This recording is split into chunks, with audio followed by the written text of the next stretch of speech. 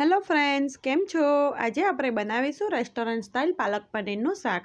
આ શાક રેસ્ટોરન્ટ જેવું ઘરે બનાવવું ખૂબ જ ઇઝી છે અને ખાવામાં એકદમ ટેસ્ટી અને હેલ્ધી છે.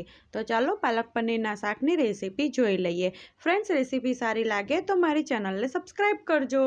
પાલક પનીરનું શાક બનાવવા માટે પહેલાં એક મોટા વાસણમાં 1 લીટર જેટલું પાણીને ગરમ કરવા માટે મૂકી દઈશું.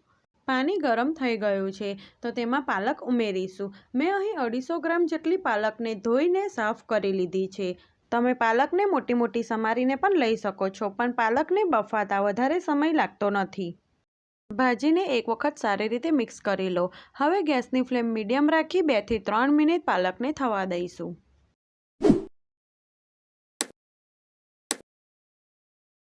3 મિનિટ પછી આ રીતે પાલક ઉપર આવી જશે એટલે સમજવું કે પાલક બરાબર બફાઈ ગઈ છે. તો ગેસની ફ્લેમ બંધ કરી દઈશું અને તરત જ તેને કાનાવાળા વાડકામાં કાઢી લઈશું.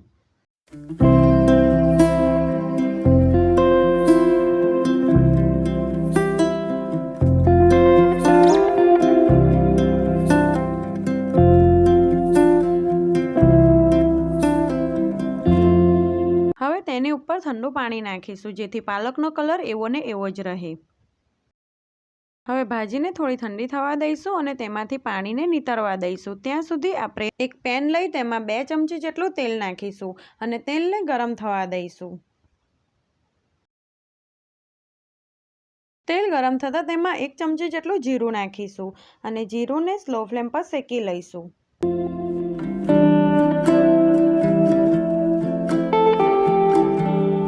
જીરું બરાબર શેકાઈ જાય પછી તેમાં 8 થી 10 કરી લસણની, 1 ઇંચ આદુનો ટુકડો, 3 થી 4 લીલા મરચાંને મોટા સમારી લીધા છે તો તે ઉમેરીશું. સાથે જ એક મીડિયમ સાઇઝની ડુંગળીને લાંબી સ્લાઇસમાં કટ કરી લીધી છે તો તે ઉમેરીશું. બધું સારી રીતે મિક્સ કરી લઈશું અને ડુંગળીને મીડિયમ ફ્લેમ પર આછા ગુલાબી રંગની થાય ત્યાં સુધી સાતળી લઈશું અને ગેસની ફ્લેમ સ્લો ટુ મીડિયમ રાખીશું. વચ્ચે વચ્ચે ડુંગળીને હલાવતા રહીશું જેથી તે બરાબર શેકાય. હજી આપણે ડુંગળીને 1 થી 2 મિનિટ સુધી શેકીશું. હવે ડુંગળી સરસ શેકાઈ ગઈ છે અને તેનો કલર પણ ચેન્જ થઈ ગયો છે તો તેમાં 1 નંગ સમારેલું ટામેટું નાખીશું અને તેને મીડિયમ ફ્લેમ પર ટામેટાં થોડા સોફ્ટ થાય ત્યાં સુધી થવા દઈશું. એક વખત બધું સારી રીતે મિક્સ કરી લઈએ. 3 થી 4 મિનિટ પછી તમે જોઈ શકો છો ટામેટાં સરસ સોફ્ટ થઈ ગયા છે અને તેમાંથી તેલ પણ છૂટું પડી ગયું છે. તો ગેસની ફ્લેમ બંધ કરી દઈશું અને તેને થોડું ઠંડુ થવા દઈશું કારણ કે આપણે આની પેસ્ટ બનાવવાની છે. પાલકની ભાજી જે બાફીને રાખી હતી તે સરસ ઠંડી થઈ ગઈ છે તો તેને મિક્સરમાં લઈ લઈશું અને થોડાક લીલા ધાણા નાખીશું. જો તમારી પાસે લીલું લસણ હોય તો તે પણ નાખી શકો છો. સાથે જ કાંદા ટામેટાં સાતરીને રાખ્યા હતા તે ઠંડા થઈ ગયા છે તો તે ઉમેરીશું. હવે આપણે મિક્સરમાં તેની બારીક પેસ્ટ બનાવી લઈશું. તો તમે જોઈ શકો છો પાલક પનીર બનાવવા માટે પરફેક્ટ ગ્રેવી બનીને તૈયાર છે. હવે આપણે આનો વઘાર કરી લઈશું.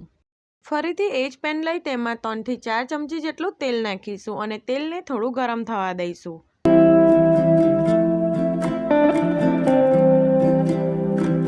તેલ થોડું ગરમ થતાં તેમાં અડધી ચમચી હળદર, 1 ચમચી ધાણા જીરું અને અડધી ચમચી લાલ મરચું નાખીશું. આપણે આગળ લીલા મરચાં નાખ્યા છે એટલે લાલ મરચાંનું પ્રમાણ ઓછું રાખીશું અને ગેસની ફ્લેમ સ્લો રાખી મસાલાને 1 થી 2 મિનિટ શેકી લઈશું.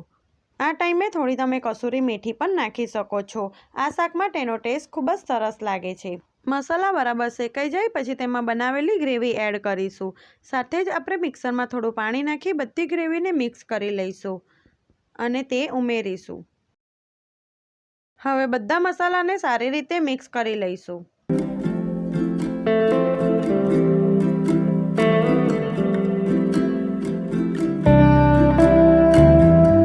હવે ઢાંકણું ઢાંકી ગેસની ફ્લેમ સ્લો ટુ મીડિયમ રાખી 2 થી 3 મિનિટ થવા દઈશું. 2 થી 3 મિનિટ પછી તમે જોઈ શકો છો આપણી ગ્રેવી સરસ થીક થઈ ગઈ છે તો તેમાં બાકીના મસાલા કરીશું. મીઠું સ્વાદ અનુસાર અને અડધી ચમચી ગરમ મસાલો નાખી મિક્સ કરી લઈશું.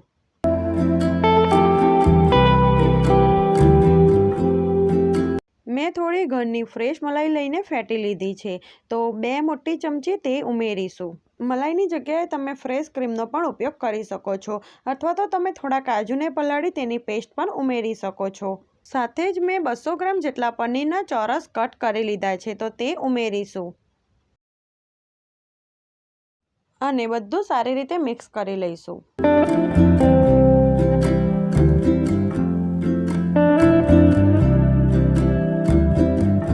હજી ઢાંકણું ઢાંકી સ્લો ફ્લેમ પર 2 થી 3 મિનિટ થવા દઈશું.